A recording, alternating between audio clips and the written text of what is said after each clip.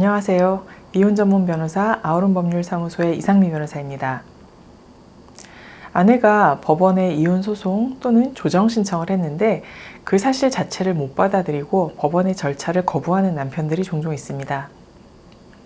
답변서도 내지 않고 법원에서 보내는 서류도 일부러 안 받습니다. 그러면서 자꾸 아내에게 따로 연락해서는 소송을 취하라고 종용하죠.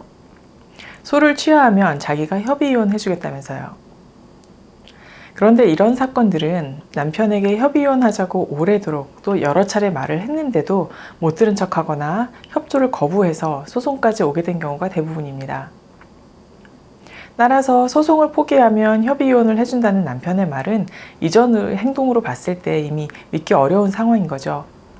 그런데도 집요하게 연락해서 소 취하하면 협의이혼 해준다고 하니까 아내분들은 또 차라리 소 취하하고 협의이혼하는 게 맞나 라며 혼란스러워들 하십니다.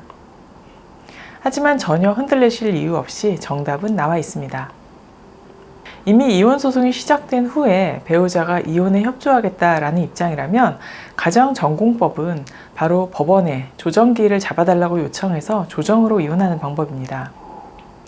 조정기일이 잡히는 데까지도 시간이 좀 걸리기는 하지만 이혼 소송을 취하하고 처음부터 협의이혼 절차를 다시 시작하는 것보다는 훨씬 빠른 과정일 뿐만 아니라 협의이혼에서 재산분할이며 양육비며 당사자들끼리 적는 것보다는 강제력이 있는 조정조서로 마무리되기 때문에 확실한 정리가 가능하기 때문입니다. 그리고 결국은 합의해서 이혼하는 것이기 때문에 조정기일에 완성하는 협의이혼이나 마찬가지입니다. 이렇게 설명을 했는데도 싫다, 나는 법원에 안 간다, 소 취하해라, 협의이혼하자 라고 여전히 고집부린다면 소를 취하하기 전에 협의이혼 절차를 먼저 진행하고 소송을 잠시 보류하는 것도 하나의 방법일 수 있습니다. 그래서 협의이혼이 완성되면 그때 소를 취하하면 됩니다. 그런데 이것도 싫다, 일단 소부터 취하해라 이렇게 나온다면 이제 협의이혼 해준다는 말은 거짓말이라고 보시면 됩니다. 소 취하하면 다시 협의이혼을 거부해서 이혼을 안 하겠다는 생각이 아니고서야 고집부릴 이유가 없으니까요. 실제로 이렇게 행동하는 남편분들이 꽤나 있는데 저는 오히려 이런 모습이 아내로 하여금 이혼을 결심하게 하는 근본적인 이유라는 생각부터 들었습니다.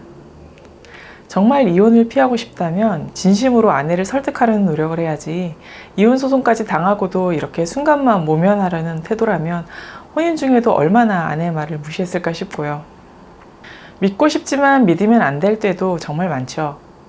이혼 자체를 아예 포기하실 생각이 아니라면 남편의 이런 요구는 굳이 들어줄 필요가 없을 것 같습니다.